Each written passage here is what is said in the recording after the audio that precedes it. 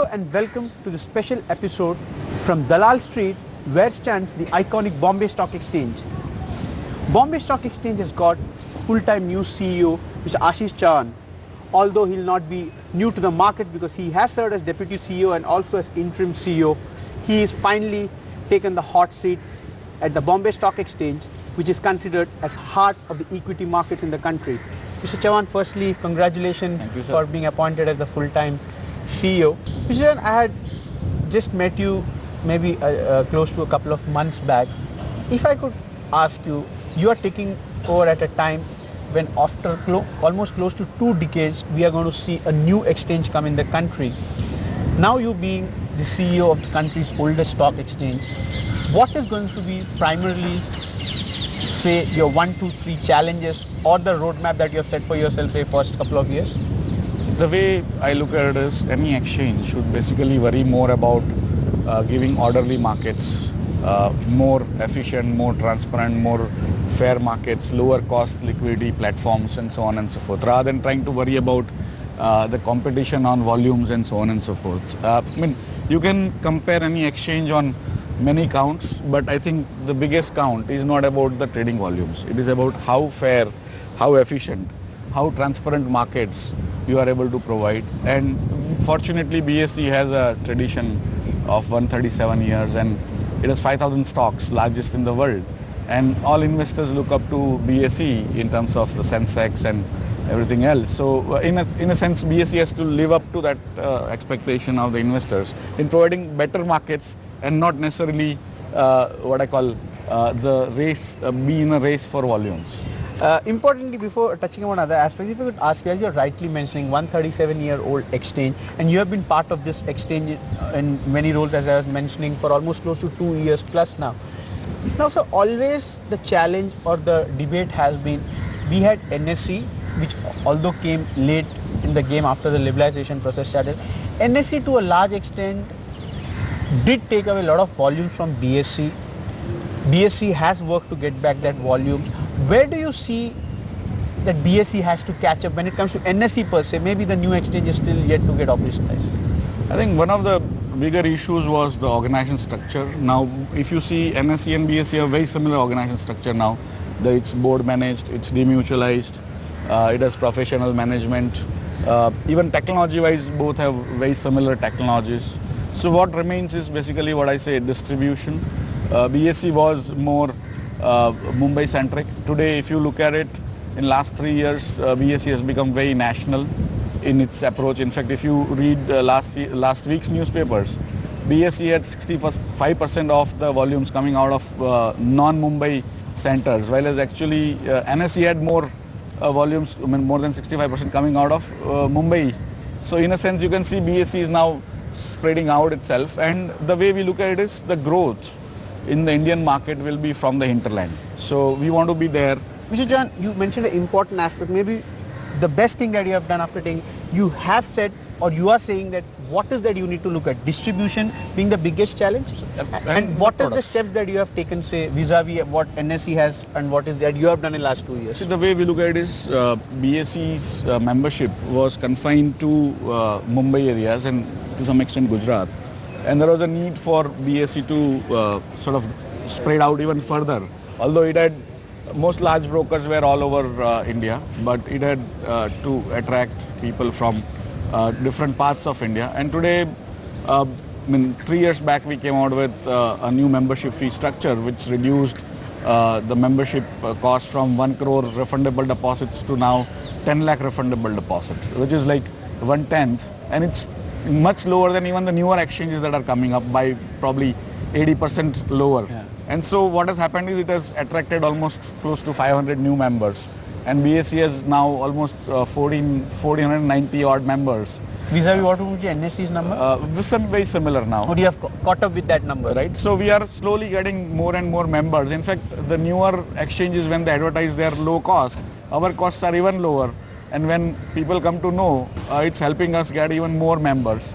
So in a sense, this competition is also helping BSE become more... regain the lost numbers? Not, I won't say lost number. It's in some sense, BSE had a strategy is changing the strategy to become more a nation, more representative Pan-India exchange, and in some sense it has achieved some. It has to go a long way. Mr. Chauhan, before touching upon the product aspect specifically, you rightly mentioned about this whole competition, particularly when it comes to attracting the members to the exchanges, and now recently we have seen what MCX SX has done. In that sense, do we see a lot of, if I could use the word, cutthroat war going forward, say next 6 months, once before MCX SX also settles down, because MCX SX in a way has made the market much more aggressive when it comes to pricing? How are you looking at it? See, the way we look at it is our pricing is the lowest, whichever way you count. 10 lakh membership we have. The newest exchange is I think now 50 lakh deposit. Yeah. Now if you say 50 is lower than 10 and both are lakhs, then I don't know. But otherwise for me, the transaction charges of BSE are the lowest. Membership fees are the lowest. Annual membership fees are the lowest. Technology costs are lowest. Technology is much faster, much better in terms of response times, much more scalable.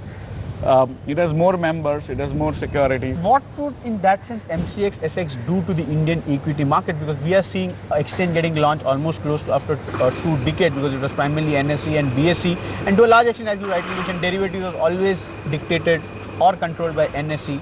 So, is there a space between both the exchanges? That is what MCX SX should be looking at. How are you looking at it from a competition perspective? I would be sort of not aware of what is it, but fact is a newer sort of exchange would reinvigorate what I call some of the issues relating to the market, Like? in terms of the fairness, efficiency, transparency, and in some sense both NSE, BSE have done a yeoman's job, in terms of taking the organization, taking the markets to a different level. And now sort of a newer exchange, you never know what kind of benefits the investors will be able to get. But if I could ask you, derivatives, say from a product perspective, derivatives at this point of time, you have taken a lot of initiatives, the volumes were there, but do you think going forward you would become once again a dominant player, particularly on the derivatives, because at this point it's almost NSE who is dictating the terms? See, for me, again, this what I call use of words like war and dominate, and see, for us, ours is more what I call a service orientation. How do we provide better services to the investors, more, as I said, more fair, efficient, transparent, cost-effective markets, and that would be our endeavor more than sort of volumes. And if volumes come because of our activities by creating more products, more distribution, But more any safety. target you have set when it comes to derivative volume, this is what you want, say, a sustained volume that you would like to see BSE at when it comes to derivatives, say, in the next year or so? See, in the first year, that is since last year we started in 2011, and that is almost this year, this time of the year, we had practically close to zero volumes. Now it's sustaining at around 25,000 crores. It's basically a conscious strategy where we want to give one broad-based and one kind of more volatile index, and which is basically a barometer of the market, and that's how it has been successful. Idea is now how do we get more retail people, more FIIs, more institutions to participate, and so next 1.5 years would be on getting those type of participants, to in addition to having the proprietary traders and algo traders also providing those liquidity. Mr. Chauhan, now MCX SX is also looking at the whole of debt market, or they say that is what their primary target is going to be, because that is one area with a lot of potential is there and it's not being say tapped.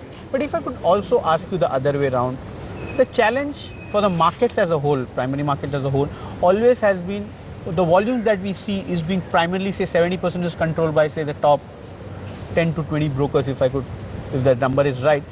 How are you looking at, or how the exchange space as a whole is looking at to try and increase the penetration, because that is where maybe we as a country have failed when it comes to the equity cult? For me, last 2-3 years have been very interesting in terms of the debt market, because a lot of new IPOs came, so to say, for the debt. They've become very successful. More and more companies are coming with. So in a sense, for collection of money perspective, the debt market has been very effective. And now trading is picking up on BSE. So for me, in a sense, sometimes equity becomes more attractive to investors because of the risk return profile. Sometimes debt becomes, sometimes derivatives become. So idea is how do you basically create a framework where wherever investors want to trade, in which of the asset classes, they basically have better assets, more risk-free, more sort of efficient kind of activities that is happening on an exchange. Okay. Coming to specifically BSE, as you're rightly mentioning, BSE has seen a sea of change when it comes to the whole of management, how it's panned out. IPO, this is one thing which I have spoken to even a couple of months back. We've been talking about for a very long time now. Now with regulatory things also in place, what is going to be your roadmap? Have you set any target? Say this is what we would look when BSE would get listed? No, basically for us 2013 is when we plan to get listed. The process is on. There is a committee set up by the board and a working group set up. So they are looking at all the aspects and even in the process of appointing investment bankers and so on and so forth. So the process is on and hopefully we should be able to list within a short time. This is a good time to ask a question. Investment bankers are not yet appointed officially. You as the CEO, how would you see the valuations of BSE? See, the way we look at it is finally the valuation has to come out of the potential investors, right? It's one thing to set up your own target, the other thing is to respect the market, and I would rather respect the market. But BSE, given its history of 137 years and transaction volumes and the assets, tangible and intangible assets it is having, you would be surprised probably at the kind of valuation it gets. Okay, but how are you looking at this whole, when it comes to dilution, what is the plan? What is going to be the way ahead? It's not basically, the way it works is BSE has more than 6,000 shareholders, and today BSE is in a position where it can either come out with the what we call a new issuance of shares or come out with the offer for sale from its current existing shareholders. And as per the investment bankers' advice, we'll have to move forward as and when they are appointed. Okay, but still in that sense you are not ready in terms of, you are looking at both the option, existing dilution as well as issuing fresh equity shares. Yes, but overall I think the more I think even current advice is about the offer for sale. So we'll have to basically wait and watch finally how the contours of the IPO evolves. Okay. The other aspect that we could look at is, do we see BSE getting listed in BSE itself? Currently, the regulations as they are, they basically want an exchange to list on another exchange. And so BSE won't be able to list on itself. So what a great day that would be, BSE listing on NSE. I mean, it's a part of the business and one should respect the process. And do we see more stake dilution happening? Are you looking at the whatever headroom available there in terms of getting in a sense, BSE is basically owned by a large number of people. Almost 41% is owned by brokers, but it's very dispersed. Almost 29-30% by foreigners, again very dispersed. Nobody owns more than 5%. And the remaining by Indian institutions, around 30% by Indian institutions, Indian retail participants. And so it's a very dispersed ownership. And whatever is actually allowed by the law. Do we see more FDI in that sense? It's in basically, the way I look at it is there is enough room for the FDI to come into BSE. the BSE, and we'll have to wait and watch, or even FIIs. But are you open and have you begun the talks? Any place that you are again, it would be part of the IPO process. So once. But we can expect. But what would be the headroom that you are available, or what is to the extent that you would want? Between FI and FDI, totally, the way I understand is there are 49% in an exchange that is allowed. And how much would be there, the headroom for you? Currently, FI plus FDI is close to 29%. You have a lot of headroom. So in a sense, enough headroom is there, and we'll need to wait and watch how overall scheme of things work out once the sort of the IPO process rolls on. Okay. Ashish, other aspect I would like to, the critics have always also mentioned, you must have heard this number of times, that what happened in the Indian equity markets is BSE, which had the lead advantage, they lost it. NSE went to one extent of running the exchange in a very professional manner, whereas BSE still was more a broker-driven exchange.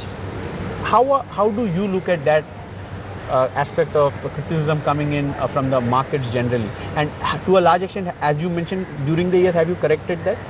In fact, the regulatory process, because of the demutualization in 2005 and recently the new Stock Exchange and Clearing Corporation regulations of 2012, have mainly corrected many of the issues. But the way I look at it is also SEBI has now incorporated the advisory committee of brokers to actually take up the good part of the brokers management also into the exchange operations. So in a sense, it was always what I call more of a differential talk rather than, because even other exchanges were involving members in their management in terms of decision making and so on and so forth. It just now it's becoming more formalized, and BSE would respect all the regulation, will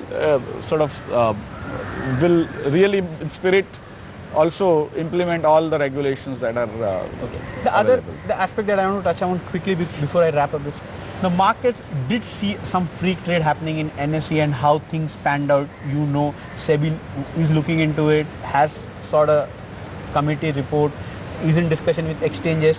As a CEO of the country's largest exchange, what is that you would want an ideal system to be like so that such mishaps are avoided going forward?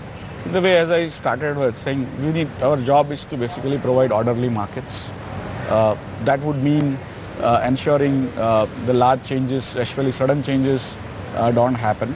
But overall, the idea is whatever you do, ultimately you have to maintain a balance between sort of a speed and also control. So which one comes first? And so slowly you have to take everyone along in terms of decision making, in terms of participation, and in a sense SEBI is kind of... So is the solution which has been spoken about, say in all the indices to begin with, the circuit filters are reduced, it's brought down to say maybe 10% or maybe lower than that? The way I look at it is SEBI has several committees and they are looking into these aspects. They are taking what I call feedback from all market participants on how to ensure that this mishaps don't happen, and at the same time you don't end up becoming so control oriented. If I could ask you final couple of questions, maybe I would expect a straight answer from you. Now with MCX, SX also getting operationalized, say in next couple of months, we don't know the exact date, who would be your primary first competitor, NSE, MCX, SX? For me, that's why I said earlier on also, our job is basically about providing fair, efficient, transparent markets and orderly markets in the interest of the investors. Other things are secondary. See, ultimately, we have a name to protect. Okay, let me try this the other way around. What would be the market share that you would look at, ideally, say in equity, derivatives and debt market? See, again, I answered your question before saying one has to look at the investor trust more than own market share. Chauhan, my last question. You are known for your diplomacy and also known to get people along when it comes to getting something done for the exchange space as a whole. Do we see the exchanges working in more unity or in tandem in the coming months ahead? Because primarily that was a huge disconnect when it came to NSE and BSE, because there are a lot of many issues when it comes to the exchange space as a whole in the Indian pre-capital markets. Both the exchanges never spoke on one voice. Would that change now with you taking over the reins at BSE? The way I look at it is as an exchange industry, which is basically transaction processing, transaction platforms, and all exchanges, not only NSE, BSE, but all exchanges need to talk in single voice on especially issues of national interest, right? Creating an environment for people to transact, people to invest in stock markets and create more capital formation. And I'm sure all of us, whether new exchanges, old exchanges, even older exchanges, all of us have investors' interest at heart, and I'm sure all of us will work together, sort of leaving our narrow interests of volumes and all the things which you have, message that you are sending out to all the new exchanges. And I'm very, very sure all of us have investors' interest at heart. That's why we are in this business. Mr. Ashish Chauhan, once again, thanks a lot. It was a pleasure talking to you. All the best for your new office.